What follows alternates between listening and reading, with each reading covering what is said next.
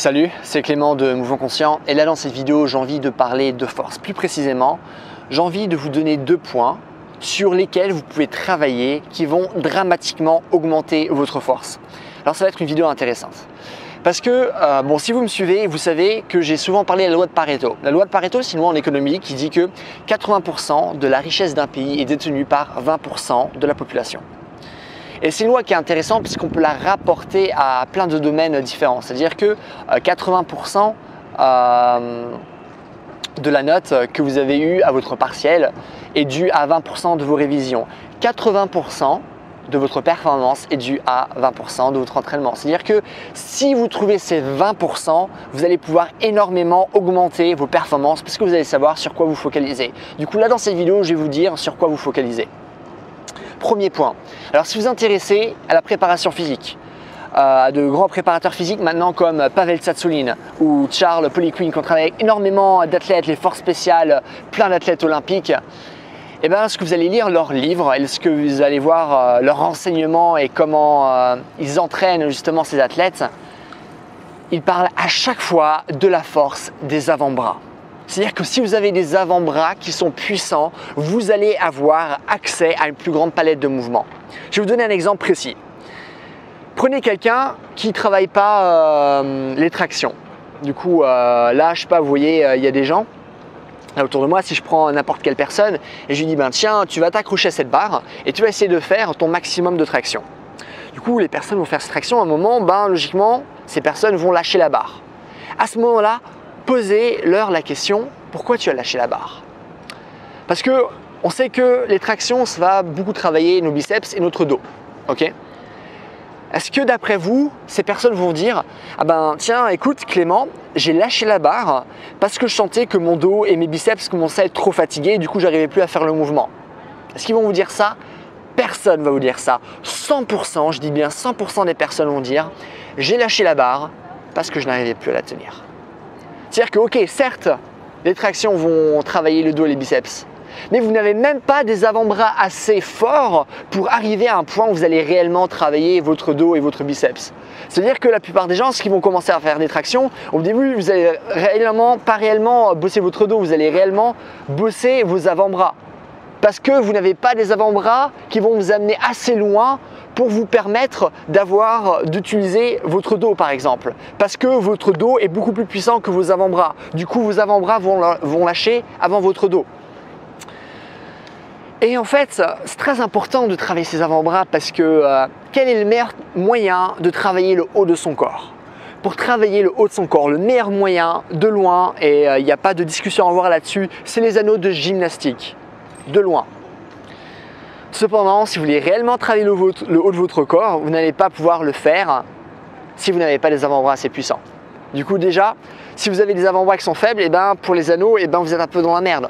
Maintenant, si vous voulez travailler votre soulevé de terre, croyez-moi, vos avant-bras et votre force de préhension va lâcher largement avant votre chaîne postérieure. C'est-à-dire que votre maximum, si maintenant vous aviez du matos spécifique pour essayer de retirer de la tension par rapport à vos forces de préhension, vous pourriez avoir des performances qui sont plus grandes. C'est pour ça qu'au bout d'un moment, on utilise des straps.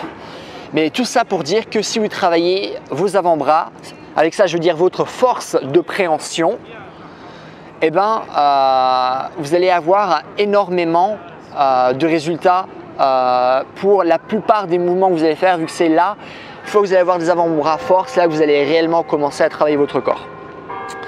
Alors, vous savez, lorsque je parle par exemple de force de préhension, vous savez qu'il y a différents types de forces.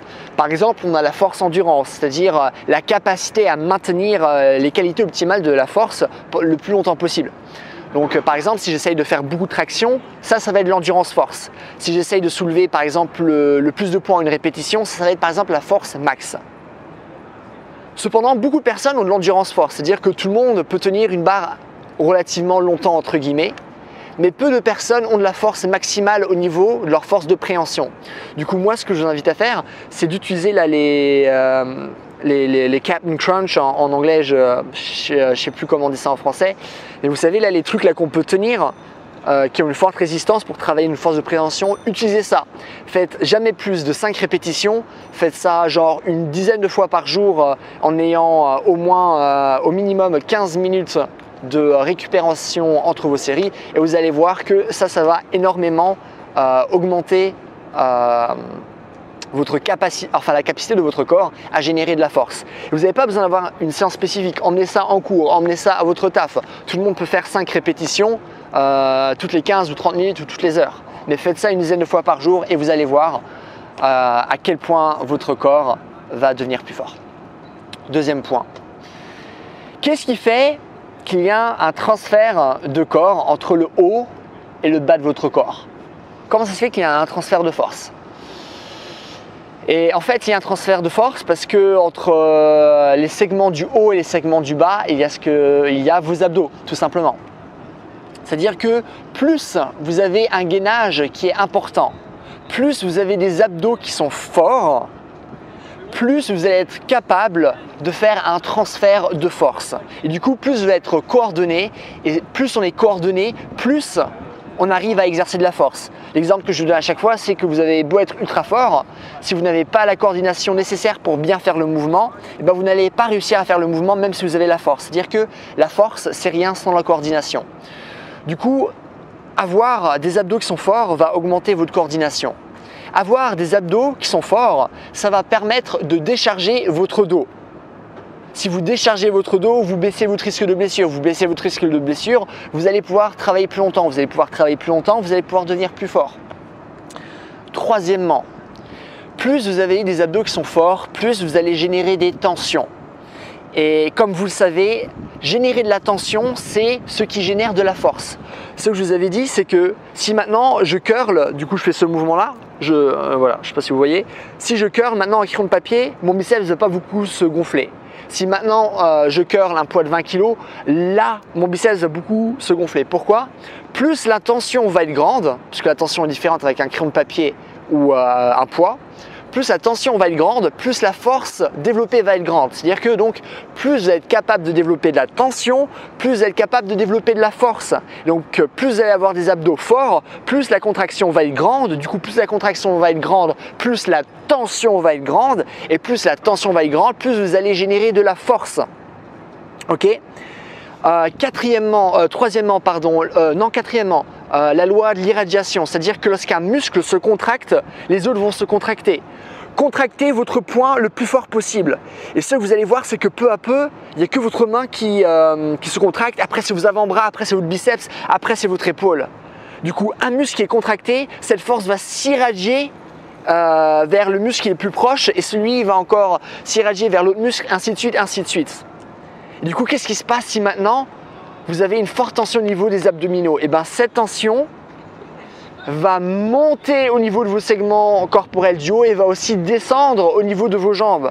C'est-à-dire qu'avoir des abdos qui sont puissants, ça va… ouais, désolé, du coup, ma GoPro a coupé, mais tout ça pour dire que donc effectivement, avoir des abdos qui sont forts, ça va vous permettre de vous rendre plus fort, peu importe en fait le mouvement que vous allez faire. Et ben donc voilà, tout simplement pour cette vidéo, du coup pensez à travailler la force de vos avant-bras et de vos abdominaux. Si vous avez des questions, des choses que vous ne comprenez pas, posez-moi tout dans les commentaires, je réponds à tout. Si vous voulez du contenu supplémentaire, n'hésitez pas à aller sur mon site, n'hésitez pas à aller sur ma page Facebook, tous les liens sont dans la description, comme d'habitude. Et si vous voulez un programme qui va réellement vous apprendre à vous rendre plus fort dans tous les plans possibles, avec toutes les qualités physiques possibles, et ben vous pouvez aller voir mon programme de mouvement qui est également sur mon site. Et donc voilà. Bon, en attendant, passez une bonne journée. Allez, bye!